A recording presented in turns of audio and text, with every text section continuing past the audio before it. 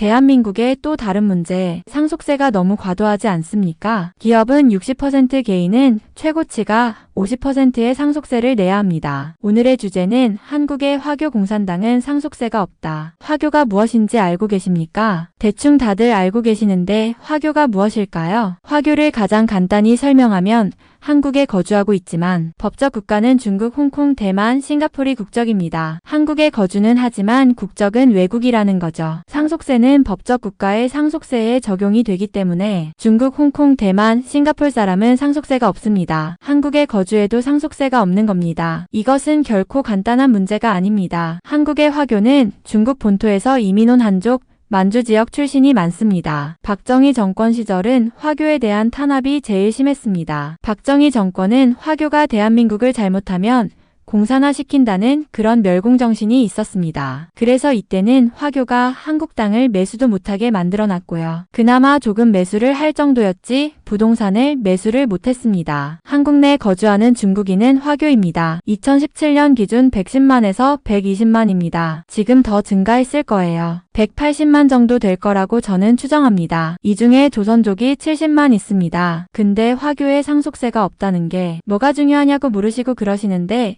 정말 중요합니다. 왜냐면 대한민국이 잘못하면 화교의 대한민국 땅을 다 뺏길 수가 있는 겁니다. 그 이유는 여기에 있습니다. 한국 화교 상속세는 없지 않습니까? 한국인 상속세는 최고치 50%입니다. 그러면 간단히 설명해서 한국인은 대가 넘어갈수록 자산이 점점 줄어들어요. 한국에 거주하는 화교들은 상속세가 없기 때문에 재산 축적을 하면서 대한민국의 땅, 건물, 주식을 더 유리한 조건으로 지속적으로 부를 축적할 수 있는 그런 세법입니다. 저는 화교를 중국 공산당이라고 생각하거든요. 맞아요. 화교는 그냥 중국 공산당입니다. 그래서 결국은 어떻게 되느냐. 대한민국은 이런 잘못된 세법 때문에 중국 공산당에게 땅, 건물, 주식을 결국엔 다 뺏기고 대한민국 한국인들이 속국이 될 가능성이 높은 겁니다. 이것이야말로 대대로 부를 축적하는 구조 아닙니까? 그러면 한국도 상속세를 폐지하는 게 맞다고 하지 않습니까? 화교에게도 똑같은 상속세를 적용하든지 아니면 한국 사람에게도 상속세를 폐지하는 게 정답인데 아무래도 국적이 우리나라가 아니기 때문에 상속세를 마음대로 우리가 못 때릴 겁니다. 그래서 결국에는 대한민국이 화교인 공산당에게 땅이나 주식을 안 뺏기려면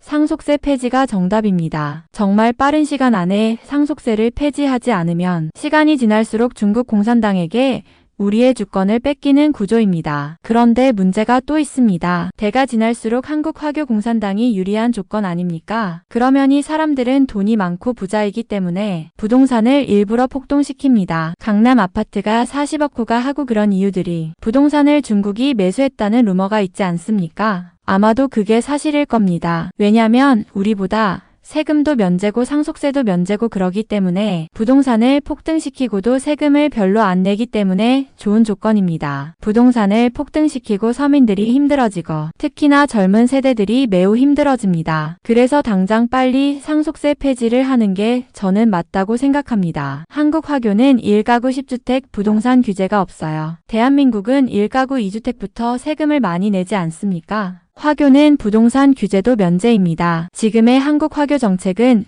우리 땅을 헌납하는 겁니다. 제가 아무리 생각해 봐도 방법은 없어 보입니다. 한국의 상속세를 빠른 시간 안에 개선해야 되는데 상속세 폐지가 정답이고 폐지까지가 무리면 상속세를 급격히 내려야 됩니다. 이런 구조에서는 대한민국이 중국에 먹히게 돼 있습니다. 30억을 초과하면 대한민국 국민은 50% 세금 내고 중국 공산당 화교는 자기 나라의 세법을 적용하기 때문에 상속세가 없습니다. 그러면 어찌 됩니까? 우리가 똑같이 시작을 못하죠. 근데 그 사람들이 중국에 사는 게 아니고 한국에서 우리와 경쟁하면서 사는 게 핵심이죠. 이중과세 방지 협정이라는 한국과 중국의 조약 때문에 면제를 받을 수 있습니다. 화교들은 또 우리나라 은행을 거래 안 합니다. 중국 소재의 자금 그니까 중국 은행을 쓰거든요. 그래서 모든 것에 규제가 도망갈 수 있습니다. 우리나라는 지금 대출이 부동산 대출이 잘 안 되지 않습니까? LTV, DTI,